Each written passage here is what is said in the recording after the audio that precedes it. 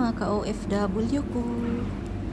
At ito nga, magdidilig na naman ako ng halaman dito sa aming garden sa labas. Yung halaman namin is very tuyong-tuyo na siya. Tapos pinipilit pa ng aking amo na diligan kasi umaasa pa siya na mabuhay. Baka daw mabuhay Ubas, pa. Ay, naku, puno ng parang ubas. ewan. Ito yung puno ng ubas namin. Kahit na crispy And na nga. then, ito naman Pwede yung na siyang lemon. panggatong, pero sabi niya Maliliit sa na akin, diligan lemon. ko At pa yung daw. aming malunggay Kasi nga ay mabubuhay pa namatay daw na yan. sa sobrang Paano init. mabubuhay yan? Ito yung tuyo na nga. Sobrang tuyong-tuyo ang Diyos mio, aming Marimar. lupa.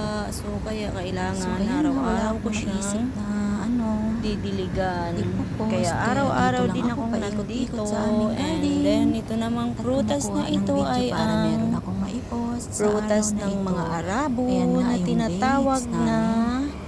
So, tamar hitik siya sa or bunga. Ang daming dates sa bunga. Isang puno English. lang yan, pero yung bunga niya sobra. Napakasarap po dami nito pag talaga, hinog mga na siya. ka-OFW ko. Yung paghilaw ito Ay, kulay ang hirap green, talaga. and then pag medyo Yung mga ano na, OFW dito yellow. sa ano, Tapos mahirap. pag hinog na siya, nagiging sobrang kulay hirap, siya. pero laban lang. Lahat ano ng ba yan yun? kinakaya Brown. para sa pamilya. Ganyan po ang buhay Super ng dami isang ng bunga, OFW, isang lalong-lalo puno lang yan, na dito pero sa bansang Middle hitik sa East. bunga.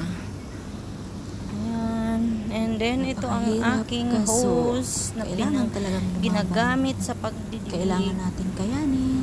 At yung akin nga ding kangkong dito is ayan, nag-yellow na, wala Tanim na. akong kangkong dito sa labas. Napasama na siya. Ewan ko ba kung may pag-asa pa siyang mabuhay. Hindi siya nagpapatalo sa inyo. Siguro meron pa naman kasi lumalaban pa naman eh. Oh, Sana ayan. hindi siya mamatay para pagdating ng winter, meron pa akong magulay. Siguro pagtapos ng summer, mabubuhay yung din iba nga ulit niyang yan ang katabi, aking ayan, yung kangkong. dahon yan is dahon ng Ay, ubas. kailangan Malapit ko na siyang rin diligan bumigay. araw-araw pero talagang malakas. Dahil nga sa palagi ko siyang Sobrang binibigyan init, araw-araw. malakas ang init dito.